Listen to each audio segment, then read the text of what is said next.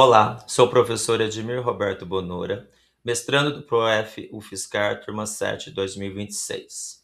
Apresentarei um mapa mental sobre as inquietações da educação física escolar, tratando das problemáticas da educação física como componente curricular e nas práticas dos conteúdos. Para iniciar esse trabalho, é preciso entender o componente curricular da educação física escolar de acordo com os aspectos legais das leis educacionais, que vem tratando a educação física como componente curricular numa organização cronológica que se inicia com a LDB, Lei de Diretrizes e Bases de 1961.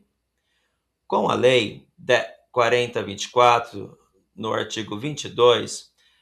que institui a educação física como componente curricular no ensino básico para pessoas com até 18 anos de idade. Esta LDB se relaciona com o período da industrialização, do trabalho e da economia brasileira. Por isso, a idade limite para concluir o ensino básico nesta época e os códigos de educação física escolar eram voltados para a aptidão física, lazer e saúde. A Lei 1044 de 69 traz uma lista de comorbidades que garantem o atendimento pedagógico domiciliar, uma vez que o aluno fica impossibilitado de frequentar a escola. A educação física modifica-se a cada reforma e decreto sobre as leis educacionais, sendo que a Lei 5692 de 1971 tirou o limite de idade para o ensino básico e instituiu a facultatividade de participação para alunos com mais de 30 anos, que trabalhassem mais de 6 horas diárias, estivessem em serviço militar e fisicamente incapacitado, como diz a Lei 10.793. E em 77, incorporou a esta lista as mulheres com prole que perduram até os dias atuais. Com o decreto 69450 de 71, mudou o Código da Educação Física para atividade, direcionando o lúdico para o ensino primário e para o secundário a aptidão física com vista ao biológico do ser humano, focando nos hábitos higiênicos com uma abordagem higienista, e no ensino médio voltado às capacidades físicas e esportes. A LDB 9394 de 1996 reforça a educação física como componente curricular obrigatório no ensino básico. A palavra obrigatório veio mais tarde para compor o texto, mas faculta apenas aos alunos do período noturno, que causa uma dicotomia nesse entendimento. E os PCNs, Parâmetros Curriculares Nacionais, de 1997, traz as diretrizes de trabalho para o professor voltados para a cultura do lazer e do cuidado com o corpo, como temas transversais e conteúdos de esportes, luta, ginástica, rítmicas e expressivas, além do conhecimento sobre o corpo. A BNCC, Base Nacional Comum Curricular, vem com a proposta da cultura corporal do movimento com o objetivo de se movimentar, com foco no movimento, incluindo novos conteúdos separados por categorias como esportes, lutas, ginásticas, danças e práticas corporais de aventuras, trazendo a educação física para a área das linguagens, se referindo aos conteúdos diversificados, onde os alunos tenham a oportunidade de construir ou reconstruir seus conhecimentos com consciência dos seus movimentos e de expressão dos movimentos, desenvolvendo autonomia e apropriação para utilizar a sua cultura corporal em diversas finalidades humanas. A dicotomia da Lei 10.793 de 2003 vem e traz várias reflexões sobre a obrigatoriedade, mas facultativa em certo ponto. Se é obrigatório, não deveria ser para todos? Esta problemática da educação física ainda é mal interpretada, pois podemos nos perguntar: o aluno está afastado de todas as aulas ou somente das aulas da educação física? O aluno que trabalha não tem condições de entregar algum trabalho ou fazer uma avaliação da educação física? Deixo uma indagação como forma de reflexão e para amenizar esses pontos da facultatividade, as escolas deveriam se organizar mediante os atestados, cobrando uma obrigatoriedade em cumprir as tarefas de acordo com o planejamento e orientação do professor. Outra problemática são as práticas dos professores que por vezes traz o abandono do professor. Devido a este processo de transformação da área, a falta de entendimento das mudanças da lei e seus processos com abordagens pouco claras, e o professor que ainda tem suas práticas voltadas para o tradicional, tem dificuldade de organizar novos objetivos com outros olhares do seu trabalho, devido às aulas serem lotadas, ter excesso de aulas por dia e acúmulo de cargos, fazendo com que ele não invista seu tempo em formação continuada, participação de grupos, para a troca de experiências, para se atualizar e ver o que os outros professores estão fazendo. Muitas vezes, a cultura escolar ainda trata a educação física como componente curricular secundário, hierarquizando outras disciplinas e invisibilizando o conhecimento e a importância da educação física,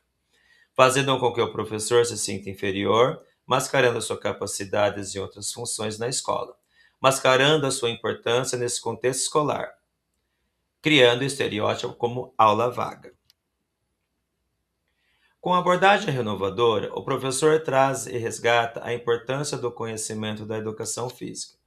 para os alunos e para a escola, buscando legitimar a participação dos alunos nas aulas, fortalecendo a convivência através do diálogo e das trocas, trazendo o protagonismo dos alunos com participação crítica e criativa para as aulas, com conteúdos diversificados e inovadores. Com este pensamento renovador, o professor deixa de ter uma aprendizagem bancária voltada para o fazer,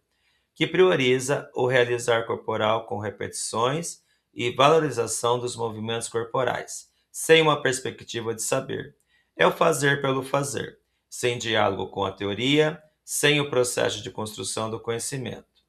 E com a atuação renovadora do professor e através dos diálogos com os alunos, buscar ou ensinar dos conceitos, dos conteúdos sobre o fazer,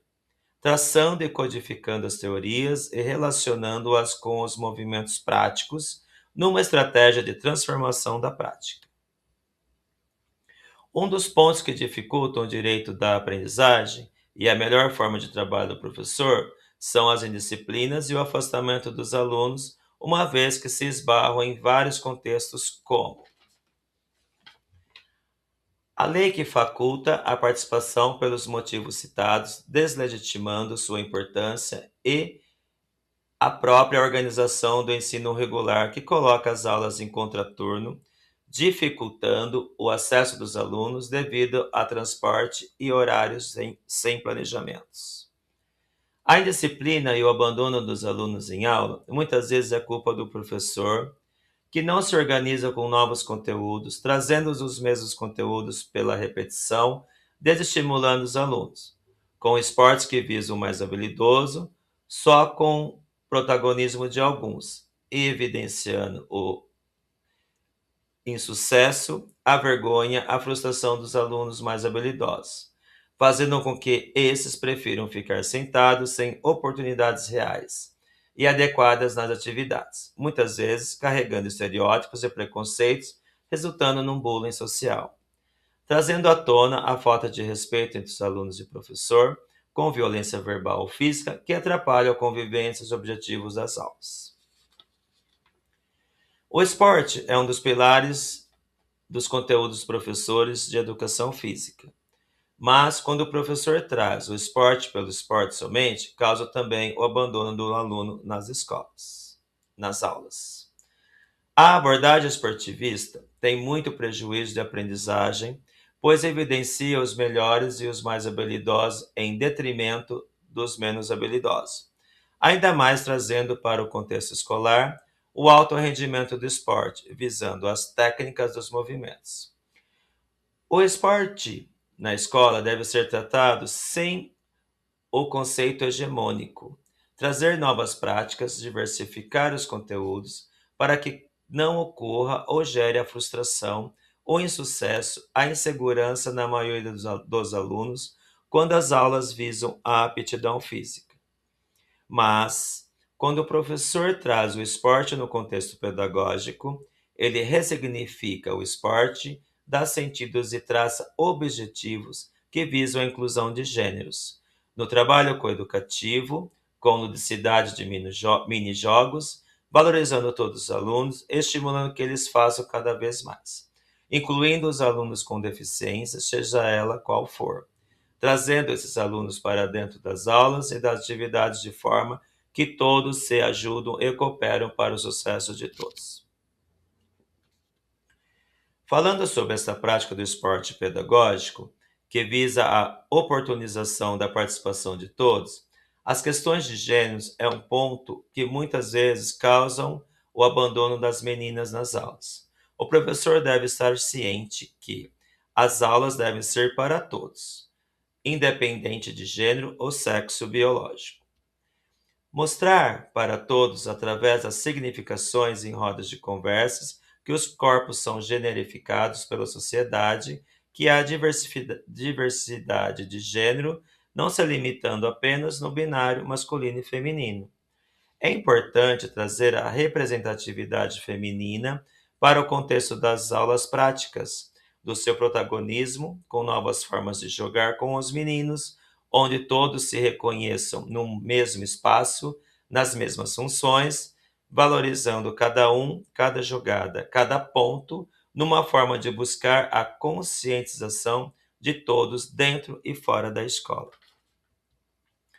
Para concluir, podemos dizer que o currículo da educação física defende uma educação crítica, participativa e transformadora. Inspirado nas ideias de Paulo Freire, o currículo deve valorizar o diálogo, a inclusão e a realidade social dos alunos. Na parceria entre professor e aluno, buscar a identificação dos temas geradores e das situações limites que influenciam no desenvolvimento do trabalho e da aprendizagem no contexto da escola, como as problemáticas citadas nesse mapa, trazendo com que as mesmas, fazendo com que as mesmas minimizem através da afetividade e da esperança, recodificando o sentido dos temas geradores. As propostas viáveis e inéditas vêm de encontro com a promoção das reflexões sobre a cultura corporal, cidadania e igualdade. Assim, a educação física deixa de focar apenas no desempenho físico e passa a estimular a autonomia, o pensamento crítico e a participação consciente dos estudantes na escola, na sociedade, com equidade e livres de preconceitos. Obrigado.